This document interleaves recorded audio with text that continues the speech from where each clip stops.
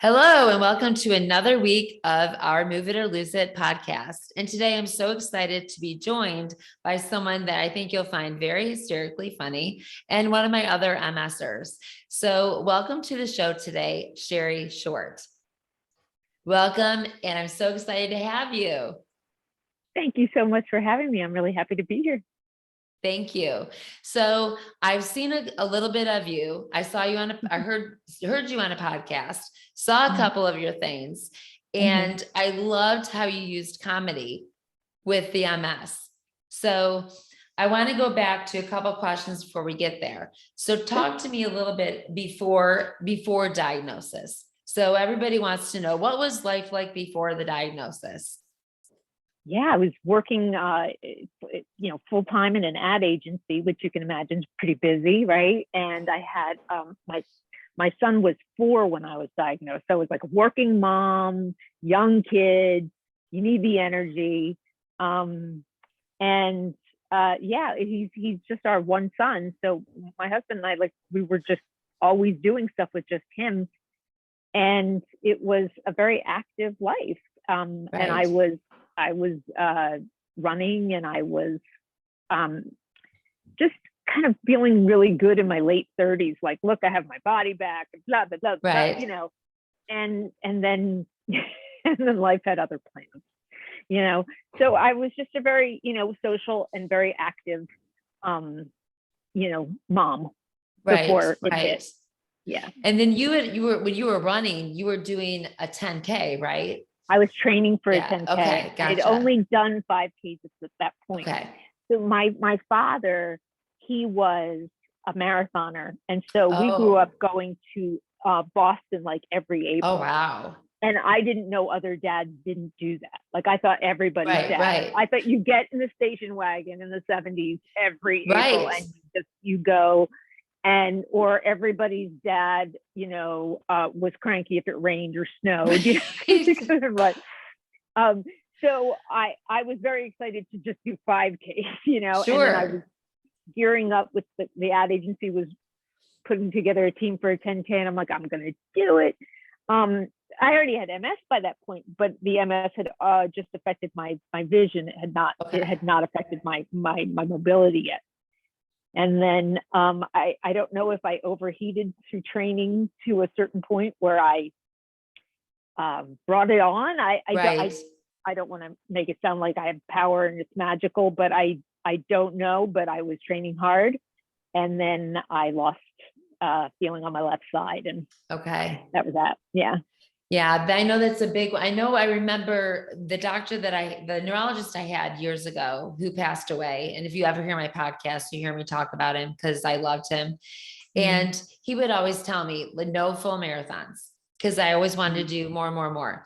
So he would sit me next to someone I didn't know during my infusion. And sure enough, it'd be next to someone who had run a full marathon and who never came back from it, because it's so hard on our bodies to run a full, and we get so overheated. So I learned to have like a lot of like cold things if I was running in the heat around my neck.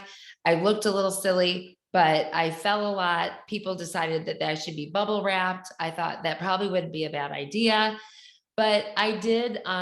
It was difficult. I also, my left side. So is your vision, is that in your right or your left eye? So the optic neuritis I had, which was my first relapse, was in my left eye.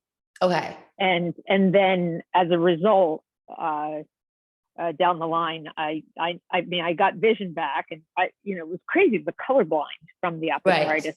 And then everything came back, but it was all a little bit worse. And then I needed glasses. So, and when you get glasses and you still are mobile, people don't go, oh, you must have MS. No, there was like, it's like, oh, she's getting glasses.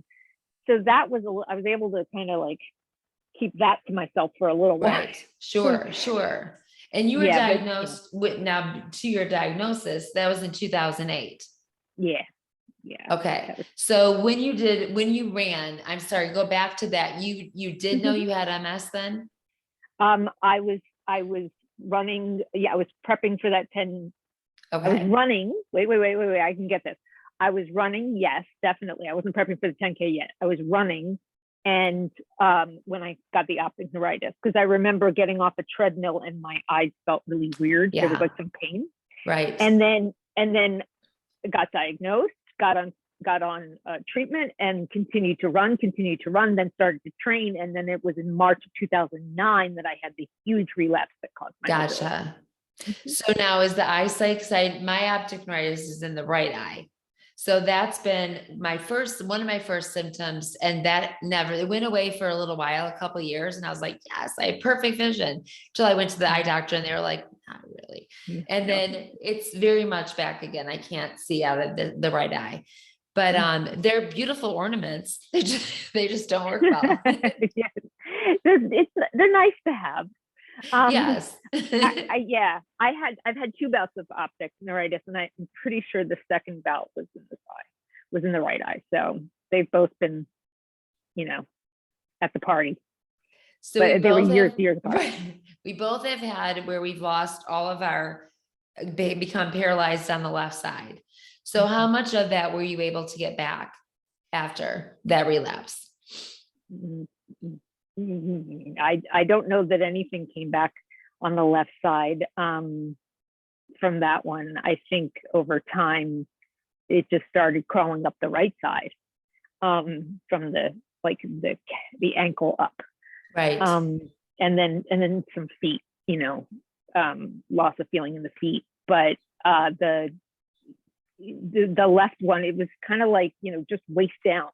Oh, gotcha. And, okay. The Solumedrol did its job. Right. It got me back to a point where I could lift. We had what you do with the kids when they're growing is a height chart. Right. We were doing with how far can I lift the foot up? How far can I Sure. lift the foot up? And with steroids, that just eventually got better and better. And then a few relapses ago, I had to take a break from driving because I could not feel what I needed to feel to drive. That's scary. Terrifying. And we got some adjustments done on my car. Okay. So I have a different shape, almost like a brake pedal. It's just longer and stuff, and it's made me more confident when I'm driving. Good. But yeah, everything is little by little when the Solumedrol is done. I like to refer to it as you're in a relapse, and it's like you went away on vacation and your house is on fire, and you have no idea what's going to be salvageable when you get home. Exactly. I love that. And, I've never heard that before. Because it's mine. It's me. Right. I like it. It's a good one. I'm not saying I won't steal it, but I probably won't remember it for more than 30 seconds. So it's okay. Steal away, because you know exactly what I mean. And it's just I have to wait and see every time. Now, fortunately, with the treatment I'm on now, I'm not relapsing. Now, what treatment are you on now, Shari? What is it? I'm on Ocrevus. Okay, that's what I'm on as well now. So you're doing pretty steady on that. Well, I am. I think right now with my MS, the struggle is the long-term damage. It's been 14 years or so, and there's just things that, MS has done its share of nerve damage on that now they're like, it's been 14 years. We're not healthy, Right. And so I'm dealing with like typical MS stuff. And you mean when you go to the doctors and they tell you there's no hot spots on your MRI, you should be fine? You mean you're not? I love my neurologist so much, and she, I think that's so important.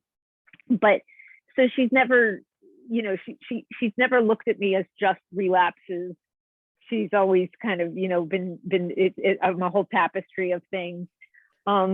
And sometimes, she was proactive and, I want you to see the urologist, or I want you to see this person or that person. I'm like, no, I don't need it yet. I don't need it. And then I come back, I'm like, okay, I need it. She's like, I remember in the early years, you probably will. I was diagnosed before you. I was in the late 90s. So, but I remember them always asking, how's your urine? I'm like, fine, how's yours? Because when a lot of times we're newly diagnosed, that isn't an issue yet. So we're like, let you know when it gets there. And then all of a sudden it's there. And you're like, okay. And I have a very strong theory that urologists who are men should not be handsome, because I've had to deal with two now, and I can't, like, Oh, I'm trying to, they're like, all right, so how do you sit when you right, know, and I'm like, right. no, no, no, I'm sorry, but that's a really good shade of green on you. And I can't. Or a So gynecologist. Neither one of those should be attractive they men just ever. shouldn't. No. There should be like a med school like Yes. thing, like a Yes. track. I Like, agree. That's too much. It's too much. So now let's go before I want to talk about after the diagnosis, what had changed for you the most? I wear in general, I mean, I wear two leg braces and I walk with a cane, and Yeah. I have, bladder issues that make me a little bit more high maintenance. Definitely need to know where the restaurant bathroom is. I definitely need to rethink what concerts or anything that I Right. should or could go to, because I mean, even staff retreats for my job, it's like, oh, it's mini golfing. Okay. All right, cool. Where, all Right. right. Well, that's a lot of standing where there's not a lot of sitting, and where's the bathroom. Right. And I just have to take a lot more into account, Right. now on the big picture, but like right after the initial diagnosis, it was just the eyesight. Yeah. But now in the big picture, Right. I'm a different, I'm a different entity, because Now, do you find it difficult, Shari, for your personality? Because I know you use comedy, you're a comedian, but that doesn't mean, I'm not going to presume that so what I'm looking for, that you're super extroverted. You might be. I know I am. yeah, I'm definitely extroverted, but I'm kind of a weird extrovert. Like I'm extroverted in the sense that I can hold conversations, and I like to talk. But if I'm at a party, I'm overwhelmed by the amount of people, and I find my person and we sit and talk. Like I'm a weird extrovert that way. The MS has, I think, given people, in some ways, they feel like there's a door to talk to me about it, and I guess it's because I wear the braces or I have the Yeah. cane. And I used to be asked, like, if I hurt myself, and not used to be, that actually still happens. Well, Yeah. you know what? That's true. I'm sorry. That has happened to me twice in the past year. And I get a little shy with those. But if it's this kind of situation where I know I'm going to talk about my Right. MS, and I'm an open book. Right. But the lady in the bathroom at the intermission for the Lewis Black thing is, I really don't want to give her my blood type. Exactly. No, we shouldn't have, but I do find that is, I talked about it a little bit now that I have, a cane sometimes, or I've got the walkers, the poles, that it's like now all of a sudden I've had this for over 20 years, but now it's like, oh my gosh, are you okay? I have MS. I've had it for a long time. Like, This is how it's going to go. Yeah. This is how it's going to go. Yeah. Right. Yeah. And I love Yeah. what you said about, I'm not one of Jerry's kids. We get that all the time. We're not one of Jerry's kids. We have MS, not MD. Thank you. So I love Yeah. that. Yeah. Well, it's real. People, and even like you just said, the people who are surprised to see you moving on in terms of mobility aids. It's like, well, what part of degenerative is lost out there? Right. This is what's going to happen. Right. And, not all the same. And I still hear great stories about people with MS who have no mobility issues like I do, or like you do. Right. That's And not the my thing lot. is too, sure, I would say, like, I told you that some of my clients that I train are in bed or in a wheelchair. Others are very fast, but I find it I find it all I'm very inquisitive. I love people. And so I'm just watching how some of us cognitively are right here. And I'm just like down here right at this moment. So I find it so interesting, because the people that may not be able to use as much of their body as they were previous, cognitively, it's so weird how it just affects us all different. They're spot on. And I'm like, wow, listen to them, write and read all that stuff. I don't even think I could do that anymore. Right. Like my physical fatigue is so different from my mental fatigue. Yeah, it certainly, I think that happens with a lot of diseases though. It's like our bodies are so different, and we're just going to take them in a different way and take in the stresses a different way. Right. And, Absolutely. I'm pretty cerebral in terms of my work, and psychology and patient education and health stuff. So it's not like I'm funny all day, So right. So it's tell us exhausting. about that. You do that during the day. So during the day you do By day. by day Yes. you are. So I'm trained in grad school as a developmental psychologist, and I work for a wonderful company that I help create materials for patients of across the spectrum of diseases. It's not just neurology, whatever. Right. Although I will put in my 2 cents if it's an MS project, to help patients advocate for themselves, to help patients better understand behavior change in terms of adherence and in terms of, staying on meds and stuff like that, and wellness.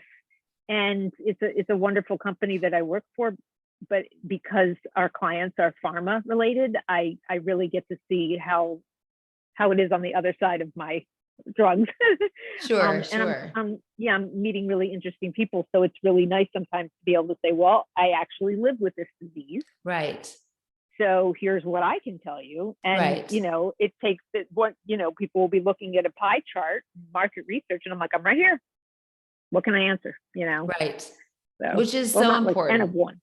Yeah. And it The is so patient voice. important to do that, to be able to advocate in so many different ways. And I want to go back to one of the questions that I'm going to go back a couple. So I want to talk about now, I know your daytime job.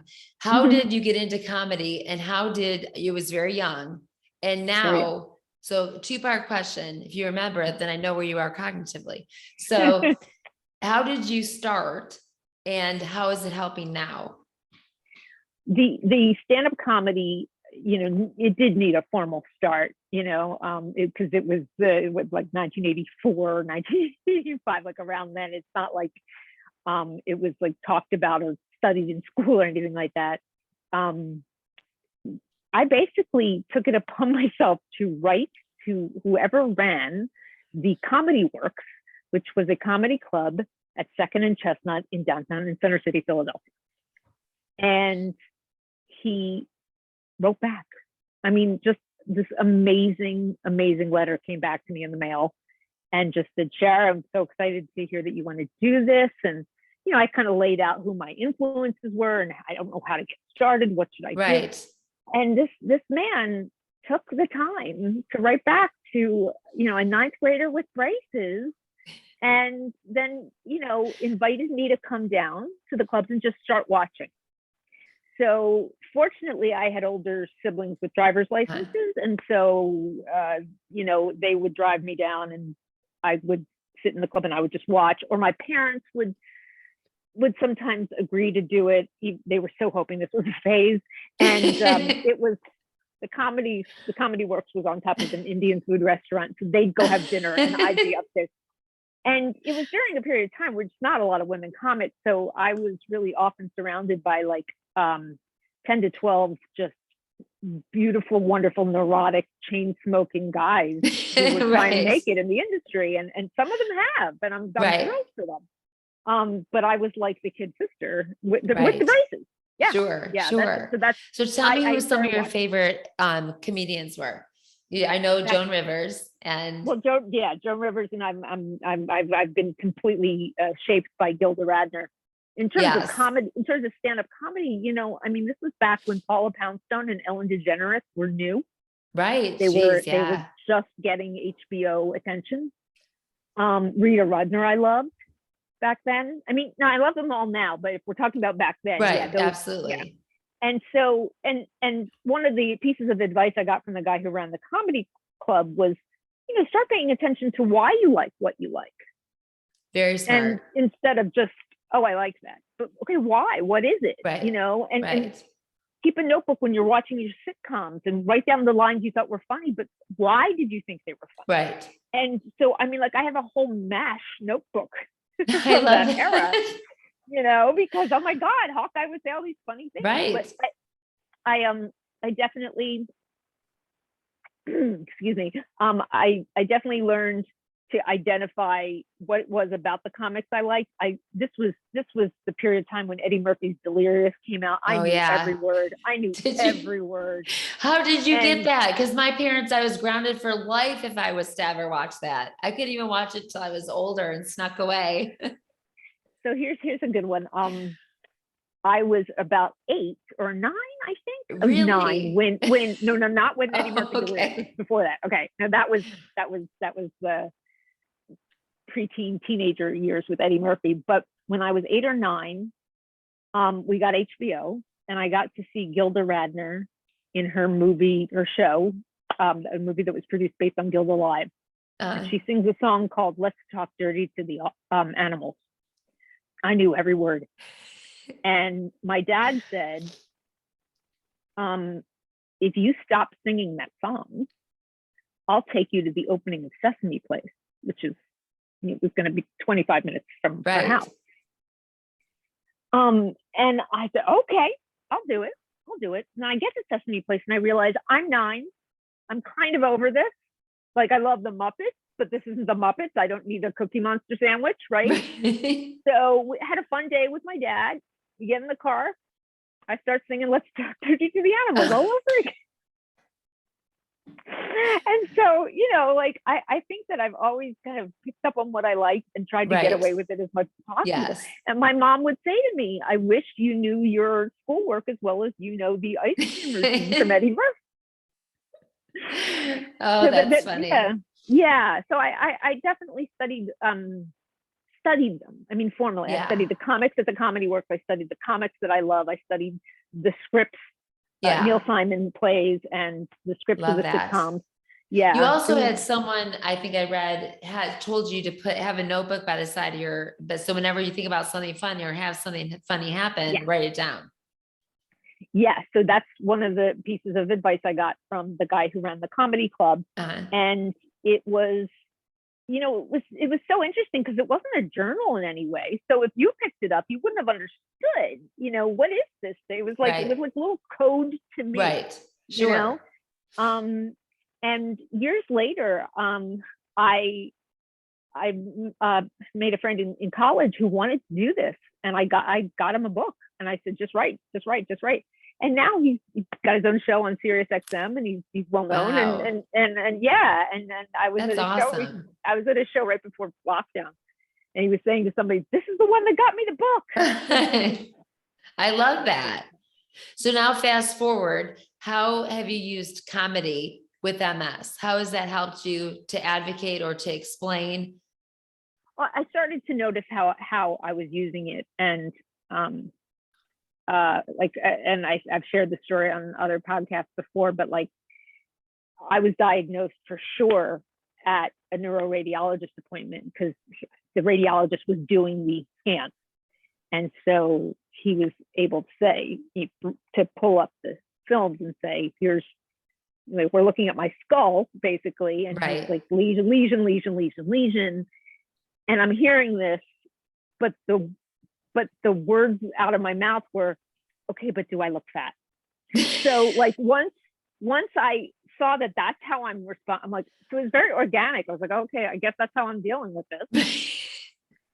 And then I continued to just take in the permission to laugh. Yeah. I had a really hard time the morning I got the handicap tag for my car. But my goodness, when my boss said, can I borrow it? I have Springsteen tickets. I laughed so hard. I was nauseous, or if I parked in a regular space and my friend Scott would say, you parked in a normal person's spot. What are you doing? Like, I embraced it. I mean, dark humor, all humor. Right. Because all it did was help me move forward. Yeah. And it doesn't always have to be me seeing the funny in the negative. I have like what I call a toolbox of things that I know are going to crack me up. Right. That have nothing to do with anything. They're sitcoms or old movies or old stand-up routines, stuff like that. Sure. So so you find that is an easier way for you to communicate with people about multiple sclerosis? Well, I find that by talking about MS in ways that can be relevant to people, like I told you about the fire analogy, and I Yes. can tell somebody else about the fire analogy that doesn't have MS, and I really feel like they've gotten it. Right. They're like, whoa. And so I do feel like humor makes things more relevant. Definitely. Humor makes things a little bit more human. Yeah. You know, I can easily, you know, I think I've been described as a wall walker, you know, and Oh yeah. and I'm like, is that like Skywalker? You know, I feel like, let me find the funny. Right. And don't think I'm making light of my disease. It's, you know, you don't have to live with it. I do. Right. But I started to really collect stories about how inappropriate things were said to me along the way. And then my friends were like, you have a show. Yeah. And that's what propelled me to do like this collection of story after story after story of just complete strangers Right. saying, you know, the wrong thing. But then plus stories of how my family was handling it, especially Right. my mom, and you know, yeah. Now, when did you do? Because one of the things that you sent me that I thought was hysterically funny, and again, I was like, how have I not known you my whole life? When you did the part about your mom's MS. So how did that come to pass? Like how many years ago was that? That was in 2011. Okay. And yeah, I mean, this, when I did the 2011 show, the title was On My Nerves, but the working title was always, it's my mother's MS, I just have it. Because I had just clear sections of stories about, you know, her just feeling this right along with me. And everybody, you know, who is lucky enough to have a mom that loves them has stories of some sort of transference or some sort of, Right. you know, oh, my mom's feeling it for me. And in this case, it was, you know, the MS. And when that story truly actually happened, where she's Right. like, I can't come out and take care of you, I've got support group. I was like, thank you. You've given me this gold mine of material. It is Yeah. so funny how moms, I know that my mom was like, I better get tested. I might have given it to you. I'm like, Mom, you don't have any symptom. Like, what are you talking about? But okay, go ahead. Go get tested if you want to. I'm sorry you don't have it. It's really fun. So No, it's mine. It's mine. right. Well, I remember the week after my diagnosis being traveling to a pitch with my boss at the ad agency, and he said, so Shari, is this genetic? And I said, well, I don't really think the jury's out that it's definitely genetic. I think it can happen, but so it's not in my family. He said, oh, it's not in your family? And I said, no, but please don't think for a second I don't blame my parents. I totally don't blame them. So true. So true.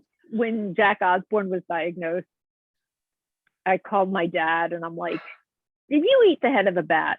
Is that why I have MS, just like Jack Osborne? I was like, you know what? It's not kosher. We grew up kosher. There's no way you ate the head of a bat. He said, and he humored me at the time. He's like, no, I didn't. He actually answered the question. The head of a bat. I love that. So now before I begin more funny, I know something really terrible happened to you right in the beginning of COVID. So I'm so sorry. When I read that, I was like, no. So I'm so sorry about that. And thank you. Tell our listeners. So I lost my father pretty early into the pandemic. It was May of 2020. And, you know, he was diagnosed with an infection and then took him to the hospital. And they found COVID, and it was within a week's time that we lost him. Wow. I had to talk to him through nurses with hazmat suits and FaceTiming. And he was on morphine. I mean, there was no goodbye. And then we had the funeral was streaming over a website. My sisters and I did a memorial online on Zoom. It was very, very frustrating and very isolating. I'm sure. Yeah. And I'm still coming out of that. Yeah. A lot of we people really haven't had that time to to process. And a lot of my clients and people that I love have had similar things happen where they've lost a father or mother during like the beginning of COVID when you couldn't go see them. And it was like saying bye, just like you did. And I don't think that there's closure in that for a long time because you didn't have any. No, I'm just now taking this online writing workshop about grief because I want to be able to write about it as a way to process. I think that's so Yeah. important. And I noticed that when I'm funny in my writing for the grief workshop, it's snarky. It's like, it's anger, you know? Yeah. So it's just, it was, it was definitely interesting to be processing all that with COVID on top of everything else. It made COVID very different for me, my family, than maybe some others, Sure. you know? Absolutely. Well, I'm so sorry to hear about that because I can't imagine what Mhm. that must have been like for you. And I'll be praying as you work through this. And so many, I just sent it because my best friend is Jewish. So I just send her your stuff. I'm like, you have to see this. So, but it just, you are just very, very hysterically funny to me. And I was reading your stuff in Momentum that you wrote, the article that you wrote, that just think outside the product box. I love that. So if you want, just quickly, we've got time, tell me a couple of stories. The crazy cane lady. So tell me about the cane stuff. So the cane stuff, that was this really wonderful byproduct of my being a satire writer. And I was getting stuff published on the web and stuff like that. And I got used to writing snarky letters just for creative writing. And I said, what if I did it, you know, to the entities that I think could be a lot more accessible out there to people like Right. me. And again, I was dealing with stupid situations and stupid people and stupid restaurants with no handicap spots and, you know, things like that, you know.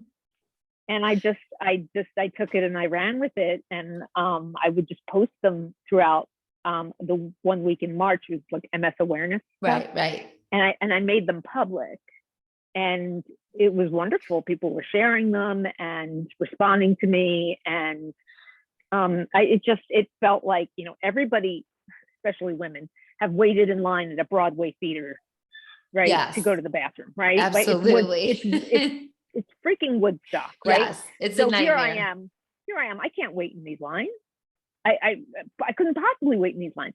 Oh, the handicap bathroom, you have one? Oh, that's so great. It's down 2 corridors and then an elevator ride. Exactly. That's so helpful. Thank you. Oh my God. Like, what part of bathroom are you missing? Right. So, you know, and that's why I did the Dear Broadway theaters and the back to school nights where the parents is like speed dating and you have to go from this to this. And I can't make it from that wing of my son's high school to the other wing. Right. And then, I'm out of breath. I'm like, who's my kid? What? Who am I? And so the letters were really fun to write. Yes. And so the following March, I sat down to start to write a new batch with MS awareness. But that's when COVID hit. And I felt like this is not appropriate for me to do these letters right now. So I took a break with the letters. And I did like a video Oscar series where I gave different elements of MS an Academy Award every night. I love that. Yes. So yeah. I love that. I love the way you take it and the things that could be so dark, you turn it and make it funny, which I think that's probably why I think it's hysterical, because that's my humor. And I do think that's very funny.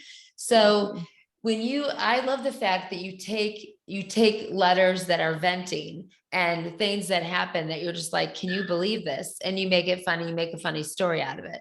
So tell me a little bit about what's on the horizon for you, something you really want to do. Well, aside from just a creative podcast that wouldn't be MS centric, but you know, it's still me.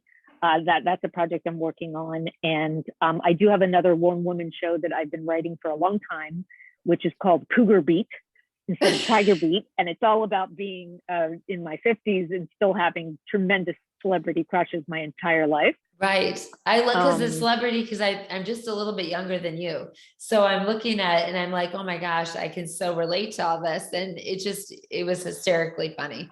I'm at the point now where I have lifelong friends who, if I'm in a certain mood, they're like, honey, do you need an Ethan Hawke movie? You need an Ethan Hawke movie. I'm like, that's right. I need an Ethan Hawke movie. You know, like it's yes. or even Timothy Hutton, you know, I mean, I go way back, right? so I'm a very loyal fan to Dexter, to Michael C. Hall. I saw that. I love that. And very, very loyal to him. And when Dexter came back, I'm like, he knew I needed him. He knew. Well, that's why they did another season. You all think that's for you. That was for me. Right. So, I mean, I just, it's still so much a part of my world and my humor. And so, and I've got funny stories because I've met some of these guys. So Yeah. it's just been like, it's been a fun thing to write.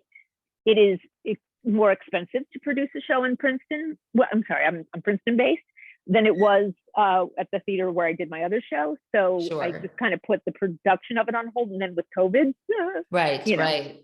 Yeah. Everything was during that. So now that Yeah. these have opened up, do you feel more like I'm starting to want to do some more of the stuff now? I want to do this. I love the idea of your podcast, by the way. Thank you. About that. I will be calling on you. I definitely, I'm, that's specifically what happened to me with the comedy was when my father passed, I stopped writing and didn't feel like I knew how or if I should, or I felt guilty. And so in an effort to return to a more disciplined writer lifestyle within satire and comedy and get the show back up and running and get the podcast going, that's specifically why I'm taking the grief course. And the group is a workshop, and they're particularly, they're all about writing. They're all about writing through your grief. And they know I need to make a joke once in a while, or not even once in a while. They know I need to make a joke because that's me. And just whatever kind of lets me be the me now, the me without my dad. Yes. Yeah. And I think there's a spot for that, for some dark humor that could be, that I hear often. And I think it's pretty darn funny. So I think go for it. I think you're going to be, don't hold back. And I think disabled people, we know we're disabled. So I think that the more funny stuff you can, we got the memo. We know. Got the memo. So I think the more funny you are, the better. And I think it's okay if people somebody's always going to be offended. You know that no matter what we do, someone's offended. So there's right. There's no escaping it at all. I lost my gait standing in my office, and I fell into the trash can. Oh yes. So I was like sitting up in my office trash can. And there was a part of me that was like, should I be sad about this? Because I'm not. I'm so psyched. I fit in my office trash can.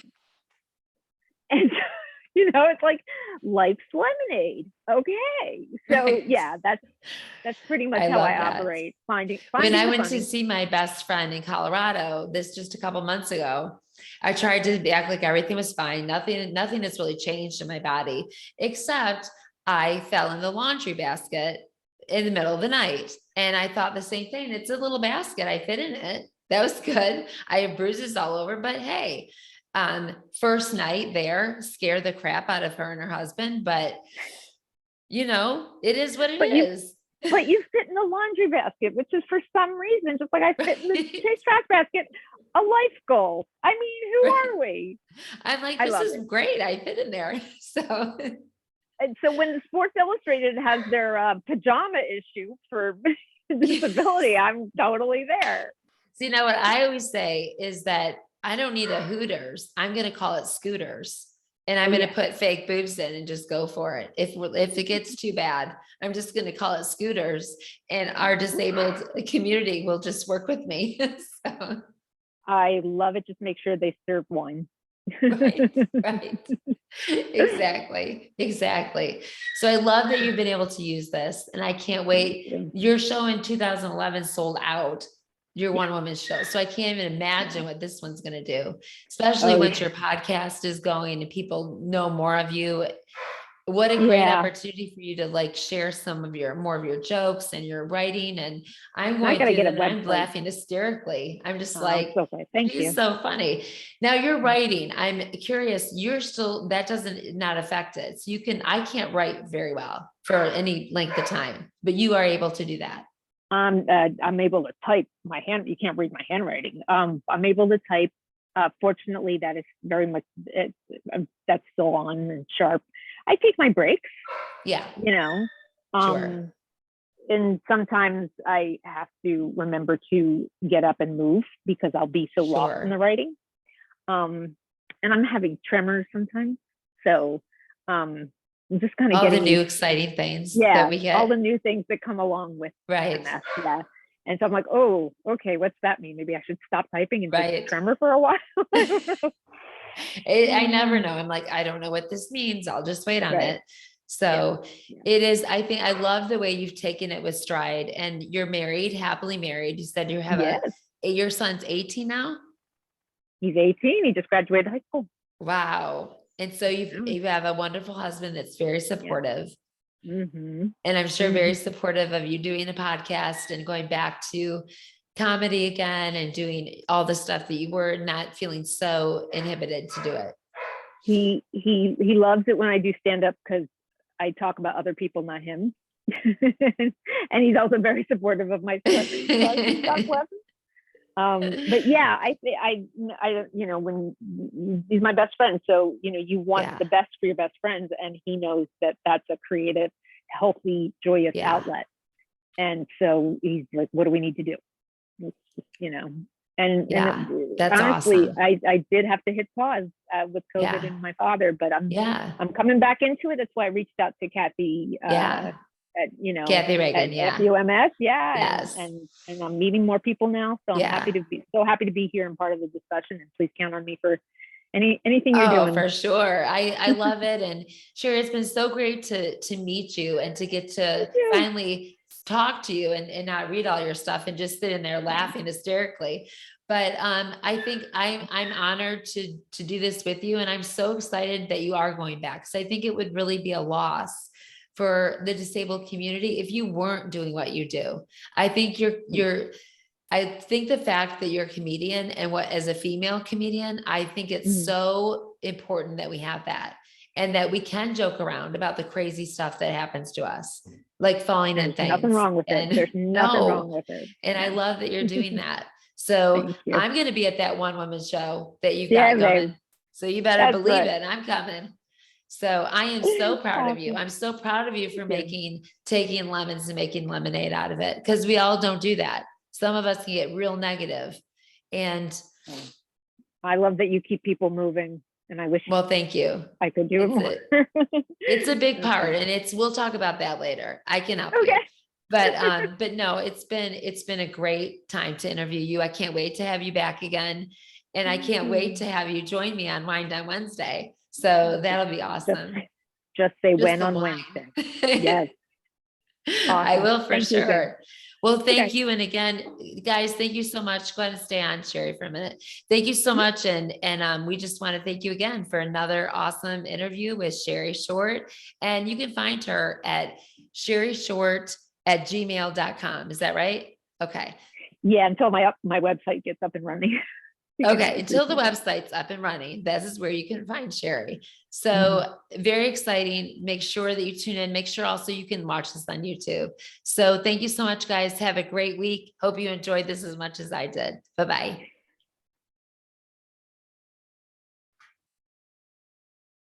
Fun.